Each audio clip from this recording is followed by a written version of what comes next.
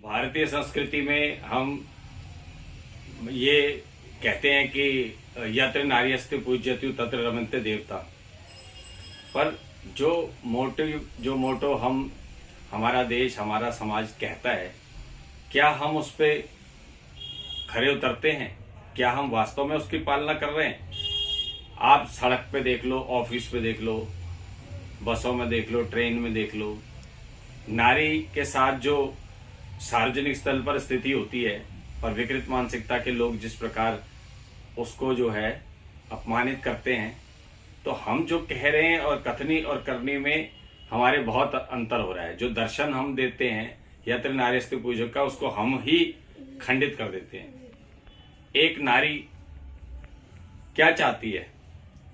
दुनिया के सारे पुरुषों की जननी है नारी, और 9 महीने अपने बच्चे को पेट में पालती है, कितनी तकलीफ सहती है, और कई बार तो जन्म देते हुए माँ की मृत्यु हो जाती है। उसके बावजूद भी ऐसी नारी को, जो हमारी जननी है, माँ है, हम ही प्रताड़ित करते हैं, हम ही उसे आघात पहुंचाते हैं। आज समाज में गिरावट इस कदर हावी हो गई है कि 3-3 महीने, 4-4 महीने, 6-6 महीने की बच्चियां भी सुरक्षित नहीं है। 3 महीने की बच्चियों के साथ दुष्कर्म हो जाता है। 90 साल, 99 साल, 98 साल की बुजुर्ग महिलाओं के साथ दुष्कर्म हो जाता है। आखिर समाज किस प्रकार का बन रहा है, या हमारी जो पीढ़ी है, भावी पीढ़ी, उसको हम कहां तक ऐसे ले जाएंगे?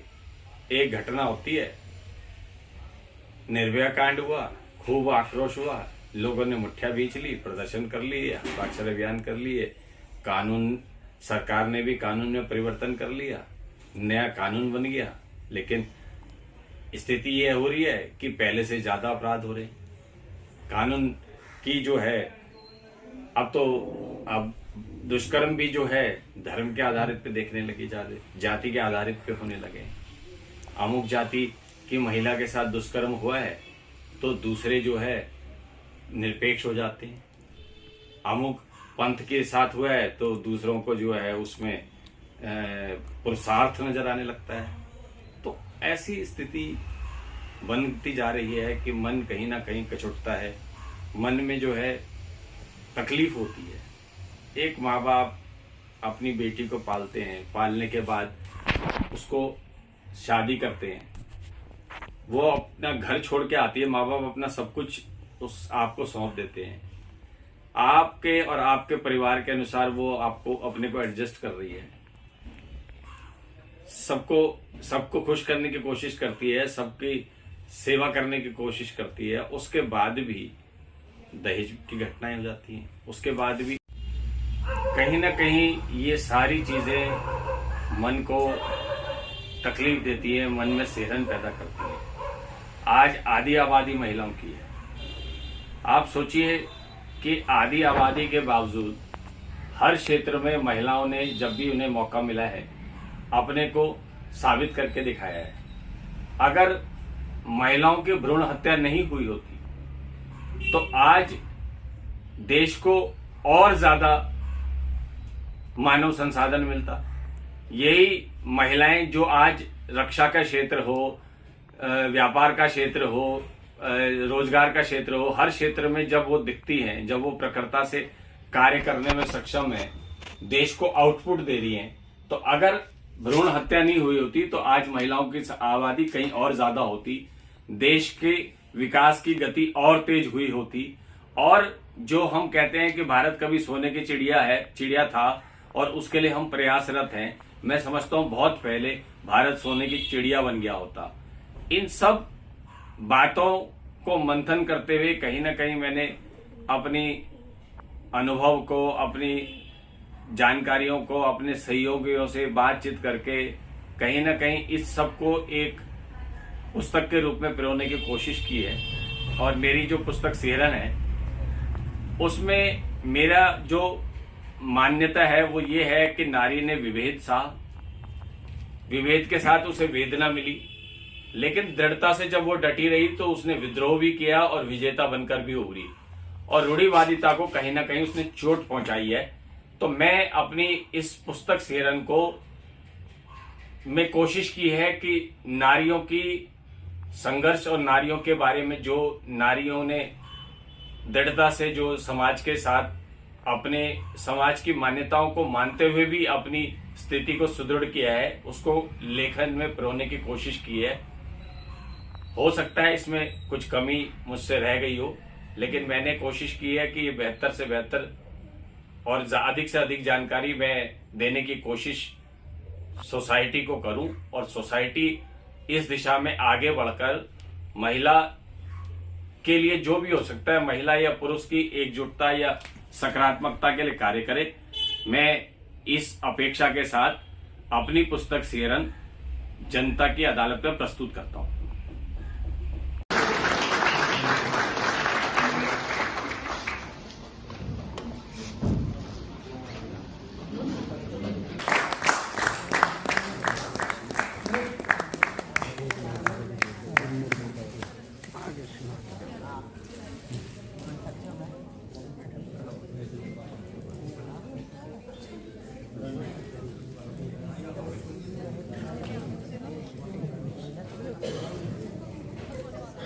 मानसी हो गई, नीरज, नरेश, शीतल, सभी का बहुत बहुत धन्यवाद बच्चों का। तो ये 9 अगस्त 2021 को बहुत सारे हमारे साथी यहाँ उपस्थित हैं। अभी रूट बंद होने की वजह से थोड़ी सी दिक्कत हुई, लेकिन बहुत सारे साथी 9 अगस्त 2021 को जब मेरी लहू से लिखी आज़ादी आरिफ साहब ने लॉन्च की, तो तब रेणुका जी ने मुझे कहा कि आप जो है महिलाओं में कोई किताबें नहीं लिखते, और आपको महिलाओं के साथ जो डिस्क्रिमिनेशन हो रहा है और काफ़ी घटनाएं उस दौर में भी हो रही थी और आजकल के दौर में भी हो रही है, तो इस पर भी कुछ लिखना चाहिए।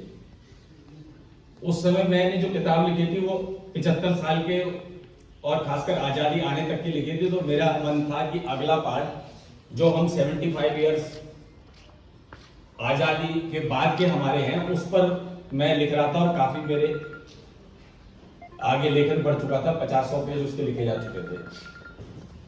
तो मैंने कहा कि अभी अगली बार लिखूंगा, लेकिन फिर घर जाके मुझे लगा कि बात सही है, वुमेन डिस्क्रिमिनेशन का सवाल ही नहीं है। सवाल ये है कि क्या महिला और क्या पुरुष, हर व्यक्ति एक जीव है, हर व्यक्ति देश का एक नागरिक है और हर व्यक्ति के समान अधिकार है। ऐसा संविधान में भी है, ऐसा पढ़ाया भी गया है और ऐसा माना भी जाता है।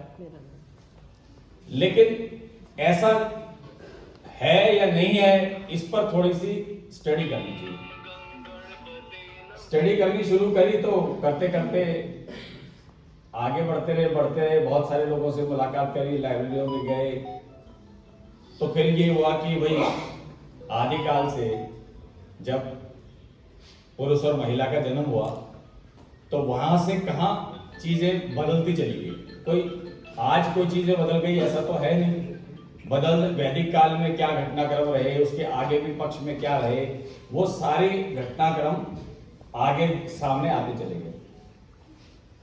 अब एक चीज हम हर साल देखते थे कि जब कॉलेज के 10वीं और 12वीं का रिजल्ट आता है तो हर अखबार की हेडिंग होती है कि महिलाओं ने बाजी मारी, महिलाओं में 98%, 99%, महिलाओं की परसेंटेज ज्यादा, महिला पास ज्यादा हो रही है। लेकिन जब रोजगार के क्षेत्र में देखते थे या जब आगे बढ़ने के क्षेत्र में उनको देखते थे, तो रोजगार के क्षेत्र में जो बाजियां मार रहे हैं वो तो 10% भी नहीं है, या अग्रिम क्षेत्र में, और जो बाजी नहीं मार रहे वो 90%।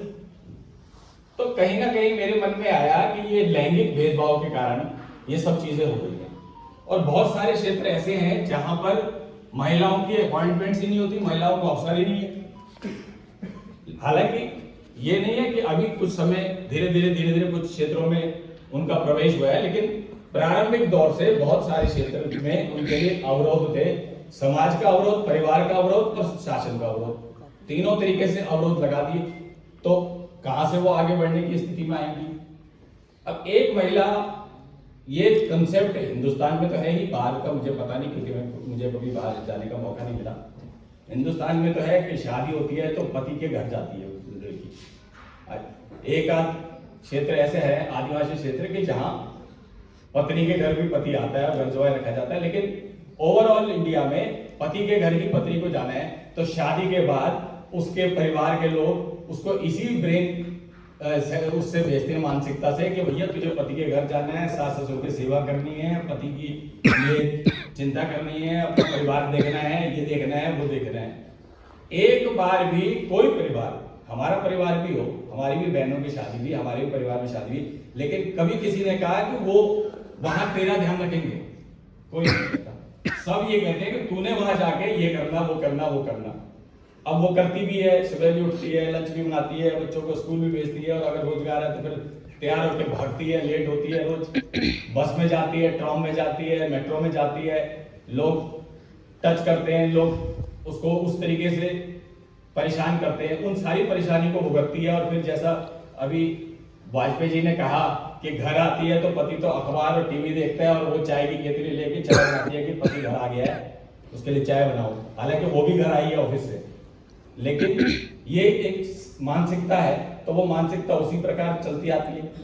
हम उस मानसिकता को बदलने की कोशिश, हम मतलब कि बहुत सारे लोग, बहुत सारे समाज में ऐसा नहीं है कि पुरुष जो है हर जगह उसके खिलाफ है महिला के, लेकिन बदलाव की दृष्टि से भी समाज बड़ा भारी इसमें अवरोध पैदा करता है। कुछ पुरुष कोशिश के बावजूद भी, अब सावित्री बाई जो है फुले, वो 9 साल की बच्ची की शादी हो गई थी, 12 साल के ज्योतिबा राव थे।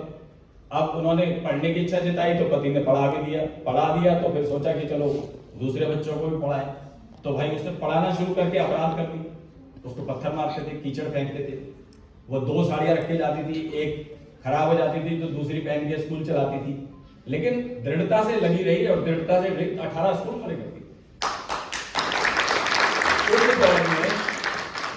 उस दौर में ये जो अभी वाजपेयी जी कह रहे थे कि ये भ्रूण हत्या और खासकर बालिका की भ्रूण हत्या, उस दौर में उन्होंने एक वो बनाया, अनाथालय बनाया कि भाई जिसको बच्ची नहीं चाहिए, बच्चा नहीं चाहिए, फेंको मत, मारो मत उसको हमारे अनाथालय में जमा करा दो, हम उसकी सेवा करेंगे, हम उसको पालन करेंगे। तो उसका ठीक है विवेक था, लेकिन इन्होंने दृढ़ता से विरोध करके विद्रोह खड़ा या हर चीज से आखिर उसमें अचीव हुई, विजेता बन के उभरे। अब पहले के दौर से भी अगर आप देख लो तो आप इधर ये जब मोहम्मद गौरी आया तो मोहम्मद गौरी सारे राज्य जीते आ गया। अहिलगढ़ में आया तो वो नाई की देवी थी, वो उनका वो बच्चा 7 साल का बच्चा था, उसकी वो पैटर्न थी रानी। महिला को तो राज करने का अधिकार होता नहीं था, पर वो ऐसे पैटर्न थी। मोहम्मद गौरी ने आक्रमण कर दिया ये सोच के कि ये तो जो है एक औरत है और बच्चा बहुत छोटा है, तो हमारा क्या मुकाबला कोई करेगा। उसने सबसे कोशिश करी, उस दौर में पृथ्वीराज चौहान भी थे और सब राजा थे, सबसे रिक्वेस्ट करी कि भाई आओ मिलकर लड़ाई लड़ेंगे, मोहम्मद गौरी को रोकेंगे। पर एक तो महिला और दूसरा क्या है कि कमजोर नजर आती महिला को किसी ने सपोर्ट नहीं किया। तो फिर उसने कहा कि भाई छोड़ो साथ। वो उतर गई मैदान में और सक्रिय उसमें जो है एरिया में घेर लिया उसको, गौरी को। और गौरी की स्थिति ये हुई कि गौरी की सारी सेना खत्म हुई, मुश्किल से 2 अंगरक्षकों के साथ घायल गौरी जान बचा के भागा। क्या बात। और वो जीत गई और उसने साबित किया कि मैं महिला किसी से कमजोर नहीं है। रुद्रमा देवी की बात सब चर्चा में रहती है, दक्षिण की बहुत सशक्त रानी रही, सशक्त नायक रही रुद्रमा के साथ भी ये स्थिति थी। पिताजी की एक ही बेटी थी, बेटी को राज सिंहासन सौंप दिया, भतीजे उनके जो है और जो भाई बंद थे और वो सारे खिलाफ हो गए, दुश्मन से मिल गए, दुश्मन ने हमला कर दिया। तो इसने भी तलवार लेके और लग गई, पिताजी के साथ तलवार सीखी हुई थी, लग गई तलवार से और जो है टकराई। तो अपना राज्य तो बचाया, उनका राज्य भी छीना काफी हद तक। और उसके बाद जो है लगातार लड़ाइयां करती रही, 3 लाख लोगों को 15 दिन के युद्ध में मारा उसने। तो मौका जब आया महिला के साथ, तो अगर वो घर में अपने परिवार का संरक्षण कर रही है, अपने परिवार के लिए खड़ी है, तो उसको मौका आया तो वो बाहर भी जो है लठ भी ले सकती है, तलवार भी ले सकती है। जब 1857 का वो हो रहा था क्रांति अभियान, तो ये सारे के सारे लोग दिल्ली की तरफ कूच कर गए, जितने भी आंदोलनकारी थे 1857 के क्रांतिकारी थे, और रह गए खाली गांव और गांव में महिलाएं। और कंपनी सेना ने गांव पे जो है हमले शुरू कर दिए। ये शामली वगैरह वगैरह सारा कंपनी रौंदती हुई घुस गई तो महिलाएं थी, तो महिलाओं ने भी कहा कि ठीक है भाई हम ही हैं तो हम ही करेंगे। तो आशा देवी गुजर हो गई, और जो वहां पे महिलाओं के उन्होंने 200-250 महिलाओं की टोली बनाई। और कंपनी सेना से महिला क्या थी, किसी के पास बेलन, किसी के पास बर्छी, किसी के पास भार, मतलब ऐसे वो हथियार भी नहीं थे। लेकिन भिड़ गई, 2 दिन तक कंपनी सेना को रोका। बाद में कंपनी सेना ने 13 लोगों को फांसी दी, एक को जो है असगरी देवी को जिंदा जला दिया, एक को जो है ऐसे ही मतलब कत्लेआम किया उनका। लेकिन उन्होंने मरने तक भी संघर्ष किया, कंपनी सेना के खिलाफ लड़ी, जबकि वो कोई प्रोफेशनल भी नहीं थी और कंपनी सेना के सिपाही तो प्रोफेशनल थे। तो कहने का तात्पर्य ये है कि ऐसा नहीं है, वैदिक काल से भी अगर महिला के साथ जो है कहीं अनिति हो रही है, कहीं उनका उपेक्षा हो रही है, तो उन्होंने भी जब मौका मिला और उन्होंने ये दिखाया कि कितना आत्मबल है उनमें और आत्मबल के द्वारा वो कितना कुछ कर सकती है। एक दौर था साउथ के दौर में कि महिलाएं वक्ष पे कपड़े नहीं पहन सकती थी, और अगर पहनना होता था तो स्तन कर देना होता था उसके हिसाब से। तो चन्नाला लहरा विद्रोह हुआ बहुत बड़ा इसके लिए, और 1857 के दौर में हुआ, और उसके बाद ब्रिटिश सरकार को और इनको जो है कानून लाना पड़ा। अब जितने भी मैं ये मानता हूं कि पहले के दौर में जो मुगल काल आया, मुगल काल से असुरक्षा शुरू हुई ज्यादा, क्योंकि मुगलों का काम, एक मुगल अफगान जो आए उनका ये था कि भाई महिलाओं को उठा ले जाना, महिलाओं को अपने हरम में रखना। तो उस दौर से ये असुरक्षा का भाव ज्यादा पैदा हुआ। लेकिन उस दौर में भी, अब गढ़वाल की रानी कर्णावती थी, शाहजहां ने भेज दी सेना, वहां भी राजा महिपत शाह की डेथ हो गई थी, और तो मुगल शाहजहां ने सेना भेज दी कि भैया कब्जा कर लो गढ़वाल पे। रानी कर्णावती ने बहुत समझाया कि भाई हमारा कोई तुमसे लड़ाई नहीं, हमारा कुछ वो नहीं, हमारे पति तो तुम्हारे साथ अच्छे दोस्त थे और तुम हमारे पे वो कर रहे हो। नहीं माने तो फिर रानी ने जो है प्रतिकार किया और एक एक मुगल सैनिक के नाक काट के भेजा कि गढ़वालियों से टकराओगे तो नकट्टे बन के जाओ। तो ये जज्बा इतिहास में महिलाओं का रहा है। अब आज हम स्थिति में जो आधुनिक स्थिति बताते हैं उसमें ज्यादा परेशान है। आज ये पोर्न और उसमें कहीं भी महिलाओं के कपड़े लेने जाते हैं तो वहां अवैध तरीके से उनकी फोटो ले ली जाती है, ऐसे डाल दिया जाता है। मतलब टेक्नोलॉजी आई, टेक्नोलॉजी आने से सुरक्षा बढ़नी चाहिए थी, लेकिन हुआ ये कि टेक्नोलॉजी जी का जंजाल बन गई, टेक्नोलॉजी उल्टा भारी पड़ गई। तो ये सारी घटनाक्रम जो है लिखते लिखते बहुत सारी चीजें तो ऐसी हैं जिनको मैं भी नहीं जानता था, लेकिन जब आदमी उस पर अध्ययन करता है, थोड़ा इधर उधर पता करता है, पढ़ता है, तो बहुत सारी जानकारियां, बहुत सारी चीजें ऐसी उभर के आती हैं कि जिनमें जो है अब छोटी छोटी चीजें हैं। मतलब एक सहज भाषा में कहते हैं कि अब गाली देता है आदमी, दो लड़के दो आदमी लड़ रहे हैं, कहेंगे तेरी माँ की, तेरे बाप की तो किसी ने नहीं कहा, कहेंगे तेरी बहन की, तेरे भाई की कोई कहता है। मतलब गालियों में वो उपस्थित भी नहीं है तो भी तुम उसका अपमान करने की चुप हो। तो ये जो समाज का जो एक इस प्रकार का वो बन गया ना कि चाहे वो एसिड फेंकने वाली घटनाएं हो रही हैं, चाहे वो भ्रूण हत्या की स्थिति हो रही है, चाहे बहुत सारी विभिन्न प्रकार की घटनाक्रम हुए। और आजकल तो मैं पिछले कुछ दिनों से देख रहा हूँ कि रोज अखबारों में कोई ना कोई ऐसा महिला से केंद्रित बड़ी घटनाक्रम आ जाती है। अभी गाड़ी के नीचे वो एक बच्ची को जो है खींच दिया 12-13 किलोमीटर पर, अब आज आया है कि सस्पेंड करेंगे अब पुलिस को। बात सारी ये है कि मतलब क्या आप कैसे, आपकी मतलब हिलता नहीं है दिल। इसीलिए सीआरएन मैंने कहा है कि लड़कियों की माँ की बेटी अगर बाहर गई है, रात तक आती नहीं है, हमारी भी बेटी जॉब पे जाती है, हम भी देखते हैं 2 बज गए अभी नहीं आई, 2:30 बज गए, 3 बज गए, उसको फोन करते हैं बेटा कितनी देर में आएगी। तो ये सीआरएन क्यों है लोगों में? अरे क्यों नहीं लोगों को कॉन्फिडेंस होना चाहिए कि हमारी बेटी गई है तो क्या फर्क पड़ता है, बेटी हो या बेटा हो, कोई भी गया, जब आएंगे अपने आप आ जाएंगे। लेकिन नहीं, मन में ये डर इस प्रकार का है कि वो, और जितने भी कानून बने यहाँ वो कानून बाद में बनते हैं। निर्भया के टाइम पर भी मुझे याद है, हमने ये मालती जी और प्रभा जी ने एक सभा की थी गांधी शांति प्रतिष्ठान में, तब भी बड़ी बातें हुई थी। वो वर्मा जी कमेटी को और उनको हमने रिप्रेजेंटेशन भी दिए थे, बहुत सारी चीजों को मिलके भी आए थे। कानून बना और कानून बनता बाद में है, उसके तोड़ पहले सामने आ जाते हैं कि भाई कानून बन गया तो ठीक है, वो ढूंढ लेते हैं उसकी कमी। अब केस 15-15 साल तक जो है लोअर कोर्ट फैसला दे रहे। अभी एक हमारा किरण नेगी का मामला आया, सेशन कोर्ट ने फांसी की सजा दे दी सबको, रेपिस्ट को, उसके बाद हाई कोर्ट ने फांसी की सजा की तस्दीक कर दी और सुप्रीम कोर्ट ने उनको बरी कर दिया निर्दोष बता के। मतलब इतना मतलब स्तब्ध करने वाली बात है।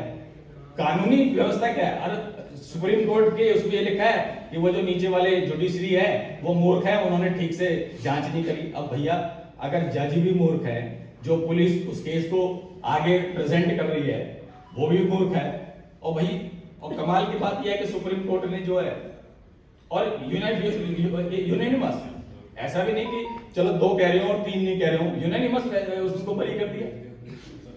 तो ऐसी घटनाओं से या ऐसी उससे कई बार क्या होता है कि लोगों का मन हिल जाता है, न्यायिक प्रक्रिया के प्रति भी और पुलिस सिस्टम के प्रति भी, कि भाई लॉ बन रहा है और लॉ को कोर्ट ही जो है उनको छोड़ दे रहा है। तो ऐसी घटनाओं से भी कहीं ना कहीं हम देखते हैं कि समाज, सबसे बड़ी बात जरूरी ये है इसमें कि समाज जब तक जागृत नहीं होगा, जागृत होना है समाज को। हम क्या करते हैं कि सही कहा, शायद मीरा जी ने कहा कि रेणुका जी ने कहा, मुझे याद नहीं, कि हम क्या करते हैं कि महिलाओं को उपदेश देते हैं कि भाई वुमेन एम्पावर, और बड़े बड़े लोग महिला जो नेत्री हैं वो आके भाषण दे देती हैं कि वुमेन एम्पावरमेंट हो रहा है, देखो जॉब ये मिल गई, ये हो गया वो हो गया, और महिला एम्पावरमेंट की दुहाई देते हैं।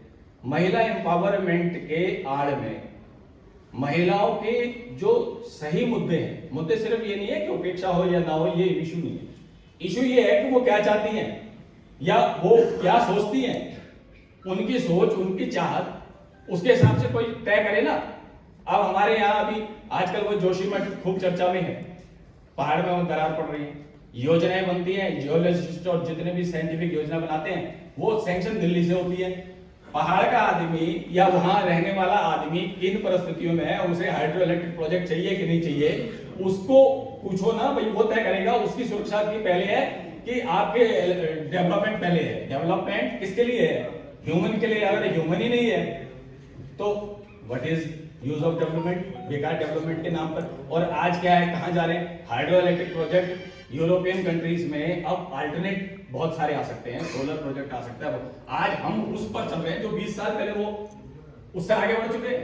हम अब शुरू करते हैं चीजों को धीरे धीरे, और सारे प्रोजेक्ट वहां कर देते हैं कि भैया बिजली तो मिले सबको, उनको नहीं मिलेगी, उससे बिजली मिलेगी तो खरीदनी पड़ेगी। मतलब उनका प्रॉफिट में कोई शेयर नहीं है। 75 सेंटर और 25 स्टेट का, उसका यूपी का, लेकिन प्रभावित होंगे वहां के लोग, कल को वहां मृतक होंगे तो वहां के लोग। तो योजना या महिला हो या पुरुष हो, कोई भी समाज हो, जिसके लिए भी आप बना रहे हो। अभी 1 महीने पहले मैंने देखा कि अखबारों में आ रहा था कि वो सानिया मिर्जा मुस्लिम पहली महिला फाइटर है। अब बताओ 2023 में 22 में हम अभी मंगल जी ने इस पुस्तक के अंदर क्या लिखा है इसका बहुत विशेष रूप में विश्लेषण किया है। इसलिए पुस्तक की कथा वस्तु के विषय में ज्यादा कुछ कहने को और शायद कुछ सुनने को भी बाकी नहीं है, क्योंकि काफी देर से आप लोग इस सभागार को सुशोभित कर रहे हैं और मध्याह्न भोजन का समय भी हो गया है। तो ऐसे समय ज्यादा देर आपको बैठाए रखना ये अन्याय हो। चॉइस जो है ये सबसे पहले हमारे देश ने इस देश की नहीं, दुनिया की महिलाओं को दी कि नहीं कुछ चॉइस है। ये स्वयंवर चॉइस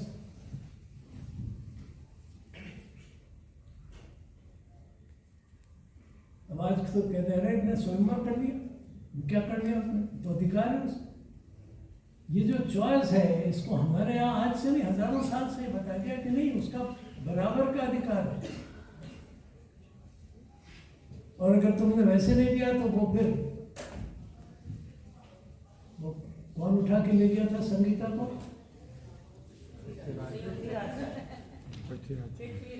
मैंने कहा मुझे तो उसी के साथ जाना है। तो ये अधिकार तो हमारे यहाँ इस देश में परंपरा से, शास्त्र से, हर ढंग से महिला को मिला होता है। अब अगर महिला ये कहे कि नहीं मुझे वो वाला अधिकार चाहिए जो पश्चिम की महिला को मिला हुआ तो भाई वो तो आपकी चॉइस है, उसके लिए तो that is up to you.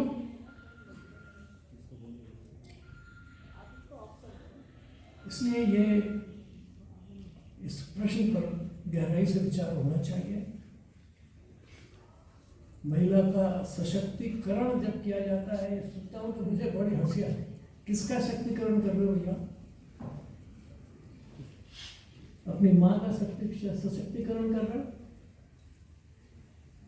किसका सशक्तिकरण कर रहे हो? आप बड़े दुर्बल हैं, हम आपको सशक्ति प्रदान कर रहे हैं।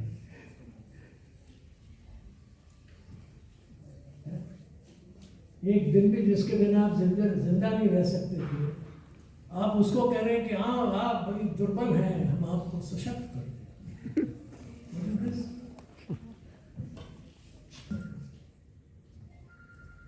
That is up to you.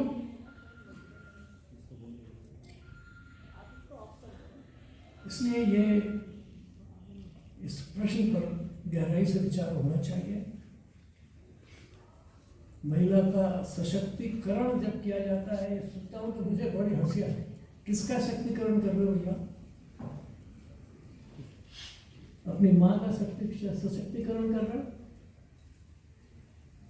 किसका सशक्तिकरण कर रहे हो? आप बड़े दुर्बल हैं, हम आपको सशक्ति प्रदान कर रहे हैं।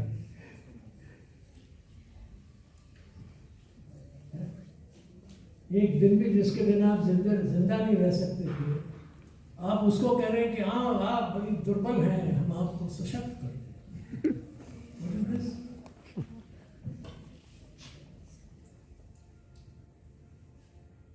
इसलिए पश्चिमी परिप्रेक्ष्य में हिंदुस्तान को नहीं देखा जाना चाहिए। हमको अपने चश्मे से, अपने नजरिए से, अपने दृष्टिकोण।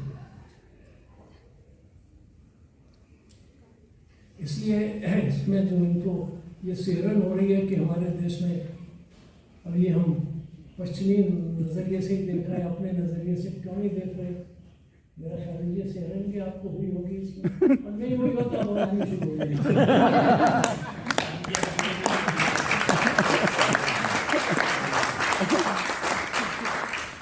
मंगाई जी हमारे बड़े पुराने मित्र हैं।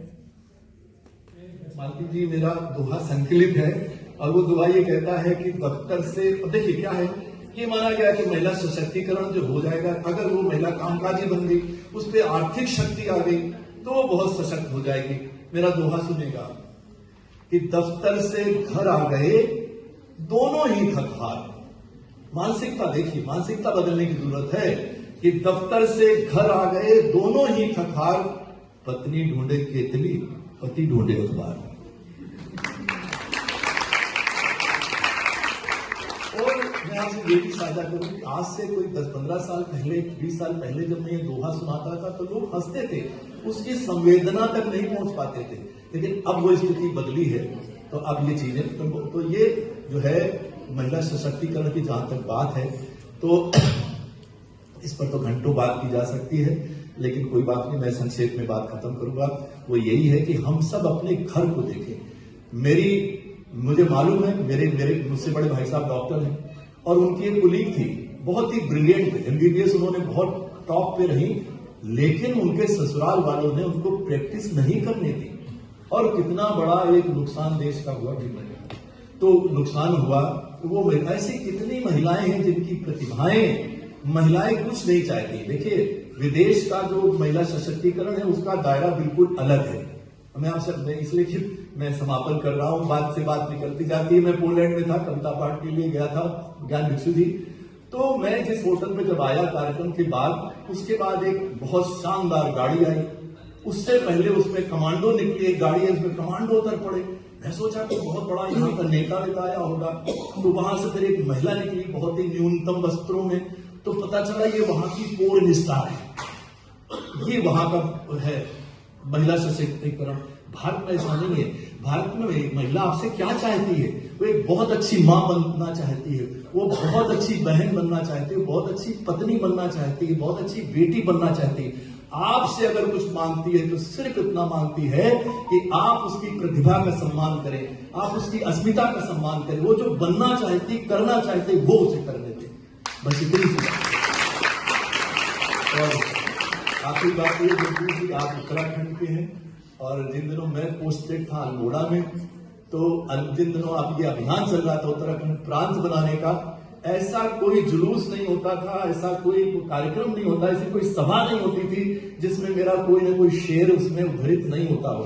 तो ये जो आपका उत्तराखंड बना है उसकी बुनियाद में हमारे भी कुछ शेर लगे हैं। बस इतनी सी बात बहुत बहुत धन्यवाद।